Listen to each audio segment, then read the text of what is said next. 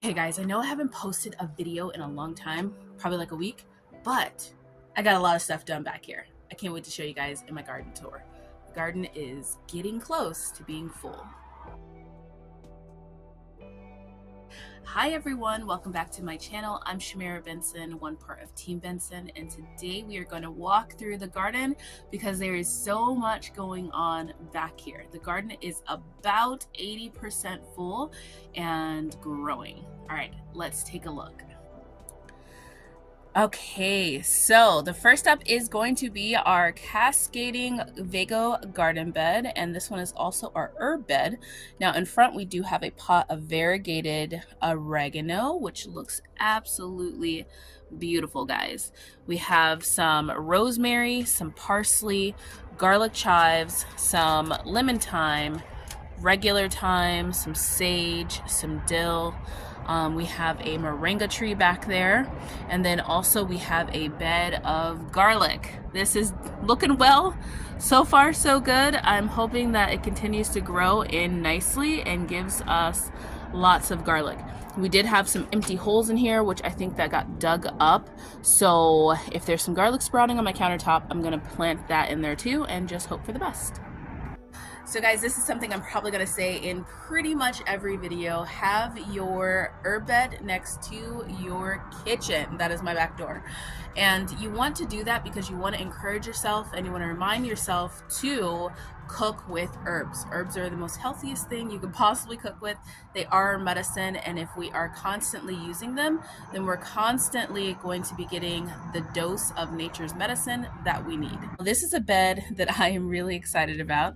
This is my Braska bed this year. It kind of is a little bit different. We're not growing as many greens, like collard greens, as possible.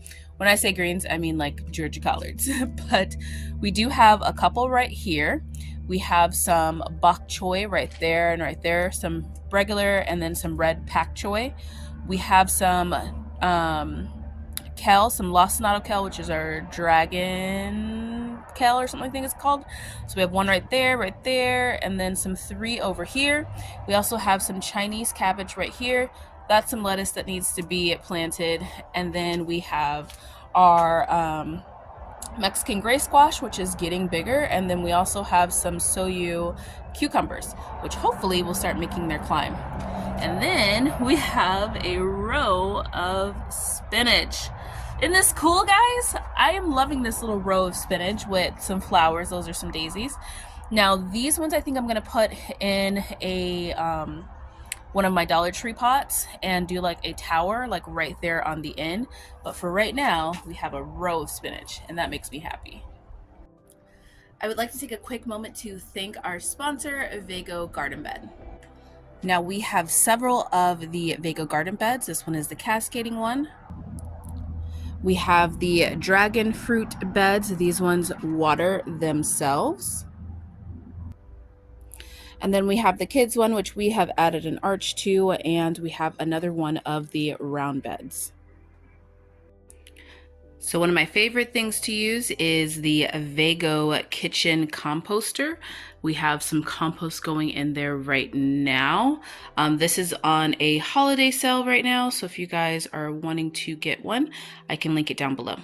So guys, Vego has a ton of different sales going on for the holidays. So if you guys are looking to up your garden and get a lot of things going on and start kitchen composting, make sure you guys check them out and use my code for a discount. Now this year I want to bring in a lot more flowers to my garden. One of my favorite flowers are mums. I do also like to have calendula. It might be growing right now, but I might have to wait till spring, but mums for sure. And then snapdragons are another one of my favorites. I am horrible at starting those. They just never start for me, so usually I buy starts. But I want to put in, probably if I can, more calendula because I want to have enough to make some salves. Now over here by the door we have some tomatoes. These are all Roma tomatoes, every last one of them. And then we have one over there and one that needs to get potted. Now all of this space needs to get planted out. This is a lot of junkiness, but all of this will be on the schedule to get planted out this week. Now moving to the middle of my garden, we have a lot of sweet peppers. This is what I wanted to grow a ton of this year. So we have some banana peppers over here, sweet banana peppers, and then we have some Caroline sweets, or Carmen sweets right there.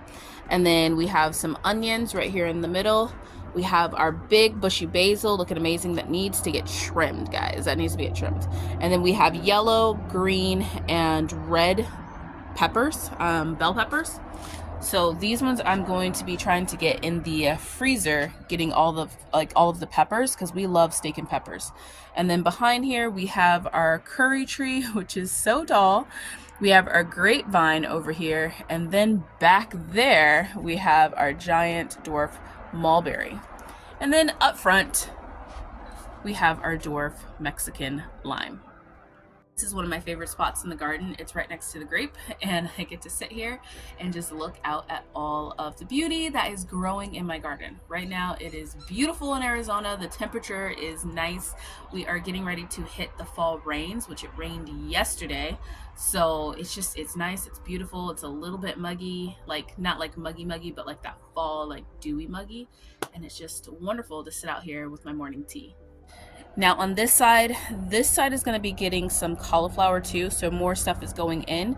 But in front we have some lemon thyme, or lemon balm, and then we have some oregano, and then we have our eggplants. That one is the Black Beauty eggplant, and this one is Big Nisi. She's one of our namesake eggplants. That one's an Ichabod.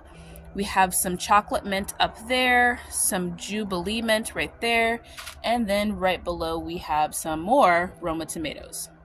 I don't know if you can sense the theme here, but my goal is to grow a lot of Roma tomatoes, like a lot.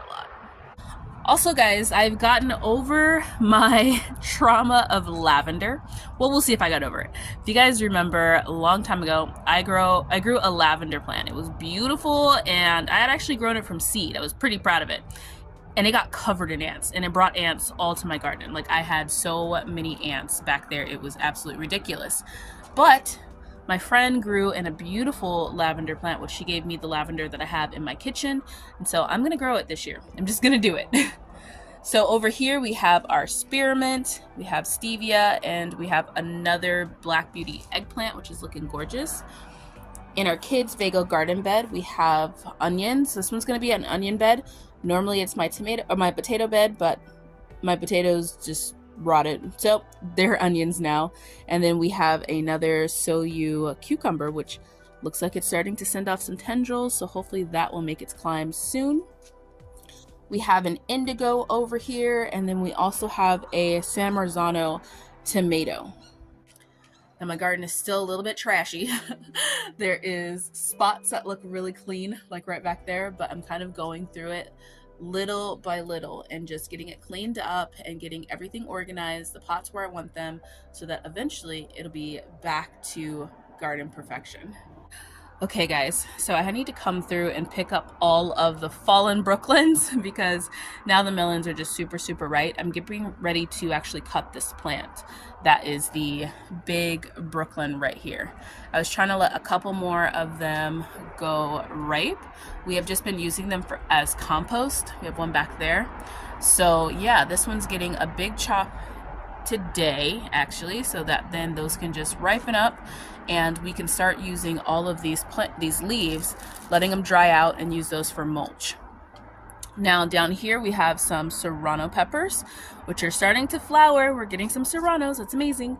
And then we have some jalapenos, which are also starting to flower. Look how tall those are getting, guys. Those are nice and healthy jalapeno plants.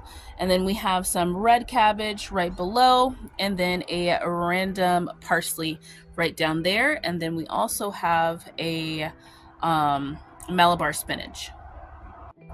Now, one of the things that I encourage is just to have a couple of herbs throughout your beds. So I have my big herb bed, but we also eat a lot of parsley. Like, I put parsley on like everything. Same thing is going to be with cilantro. We use a lot of cilantro too. So what I'm going to do is plant all the extra like storage cilantro, storage parsley, maybe even some thyme, maybe even like probably not a rosemary, but like some thyme or something like that out in the garden. And that just kind of helps prevent a lot of pests because they don't like the smell. And then over here we have our broccoli. This is my infamous broccoli bed. And we have onions planted in front of it and then also behind it. So hopefully those will do pretty well. I am gonna be planting my peas. I need to get those in the ground, I know. And then we also have some onions right here. And we have our butternut squash, which is making a beautiful climb. It's gonna be sad cutting the Brooklyn, guys, because this is one of the most productive plants I have ever grown. It really does have the ability to grow amazingly. I think that I probably will save some seeds from this plant just because in the future, this is gonna be a lot of animal food. You know, like if I have chickens or if I have like worms, like my worm composting, this will be a plant that I grow just for my garden. So guys, having a plant that I was highly disappointed about this year because we couldn't eat it, it really just brought back to my... So you guys, having a plant this year that we weren't able to eat, because, well, we were able to eat it, it just wasn't like delicious. It really kind of brought back to me that not everything in the garden is meant for you. And when I think about like our land and how I plan to grow food on our land, I'm not growing everything for ourselves. I'm also growing for the deers, for the wildlife, for our chickens, for all of those different things. And it really just kind of reminded me of that idea that not everything in the garden is for you. Our soil is so much healthier because I had so much to compost. That kitchen composter has been working overtime because we only have our little worm bin here. And our soil is just active. It's active, it's live, it's feeding our plants. And it's because I grew something that we didn't eat, but the garden ate. And then we have our little medicinal bed going on over here. We have some chamomile right here. We have some evening primrose, and then we also have some coneflowers, which is our echinacea.